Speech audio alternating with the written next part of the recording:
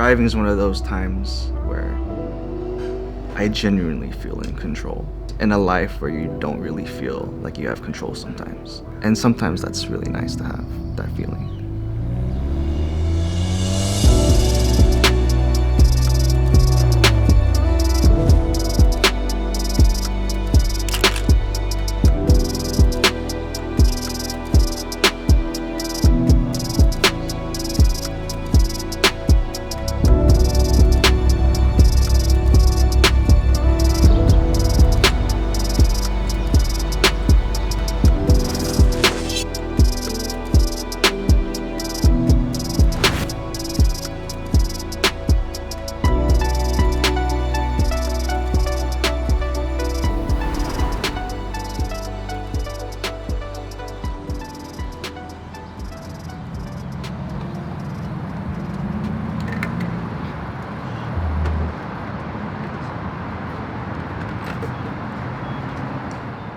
My name's Alexis Moran. I have a 1990 Toyota Celica GTS and a 2003 4Runner.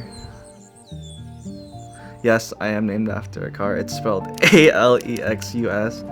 Man, it's so funny. Like, I don't know why my mom just let it happen, but I'm kind of like a Kanye West lyric, right? She couldn't afford an Alexis, so she named her daughter Alexis.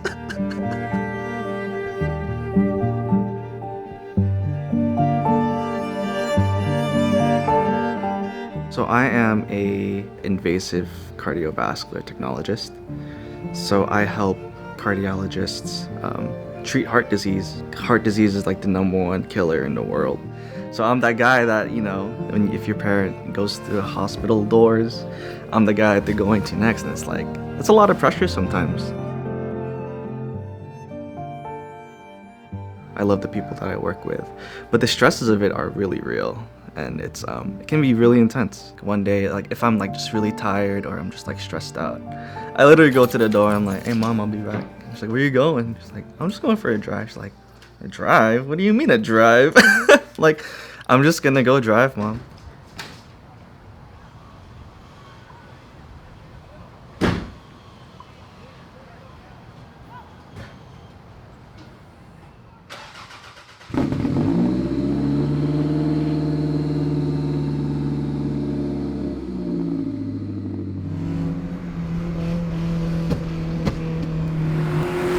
I've found that to be one of like the best feelings, because when you hit that rev match perfectly, or when you do that smooth transition, it's like, and you hit that apex in the corner, you just feel great.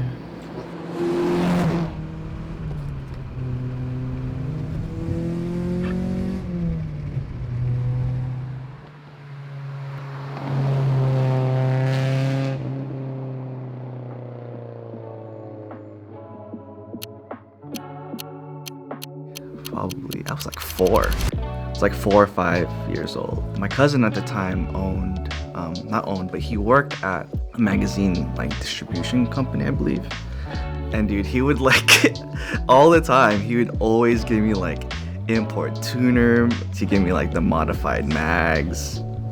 This is issue 15, dude. June 26th. The 2000? Oh my god. They talked about like drifting and showed like drifting before Tokyo Drift came out. So like I was like reading stuff about like, D1 GP in Japan, and then like them flying over here and introducing drifting to like United States. That was like really cool to like read about it. It was just immersing myself into like everything car culture, because I feel like during that time a lot of the car culture was like in California. My brother's like 7 years older than me. So when I was in like middle school, he got his first, or I was like either end of elementary school, so he got his first car. And I remember he had like this like 1980, it's like an 87 or 88 Nissan Maxima. It was automatic. After that, he had a Subaru SVX, and those are really rare. Long story short, that got crashed. And then his next car was a Celica, and he's had his Celica, man, since like 2008 or 2009. And growing up, as I got older and I would ride it with him in his car more, that's how I got introduced into like kind of like driving fast, driving safely fast. So, with his Celica, I kind of got inspired and was like, man, that sounds like a cool car to work on. I was like, maybe I should get a Celica.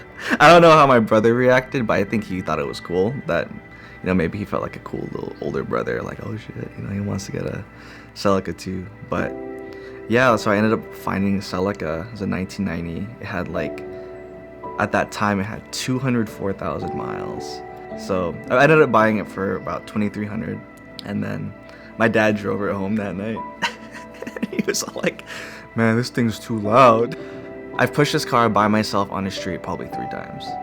There was a point where I almost sold it because I couldn't figure it out. Brought it to a shop, they couldn't figure it out. And, I had to dive into forums, looking at wiring diagrams, trying to figure out if it was ignition or a fuel problem. It's going through all of those things. I think that's where the attachment comes from.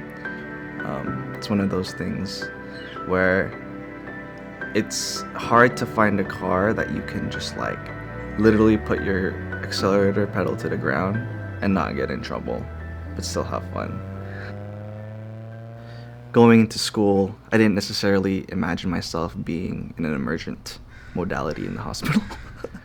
It's different when you have a patient who is talking, and then they don't make it at the end of the procedure because complications happen, and that's part of the job. It's the complications. And after my first death happened, where that was involved in that work, that was really hard, and that was kind of I got a whole year avoiding a death and being part of the care team at that time for the patient. So when it finally happened, all that anxiety was just oh my gosh, I can't believe this is finally happened. And the thing I've learned, because I think now I've probably had 3.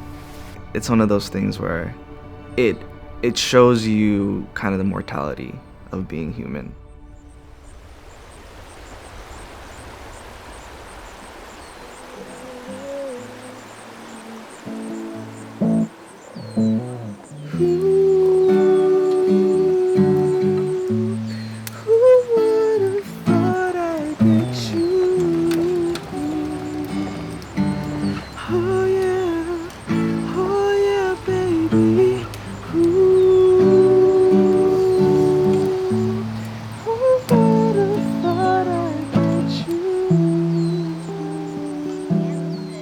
As work stress started getting to me, I just itched to go out, and with COVID happening, it's well, I can't really go anywhere.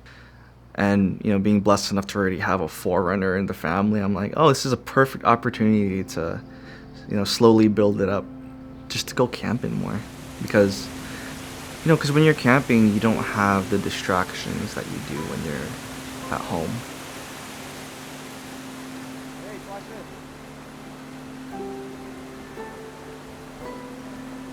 See that whole stack right there? We should just ruin that stack and just scrap all those flat rocks. But when you step out into nature, it just feels like a totally different time. You don't feel time is a problem or a concern anymore. Driving, camping is it's just an escape from just the pressures.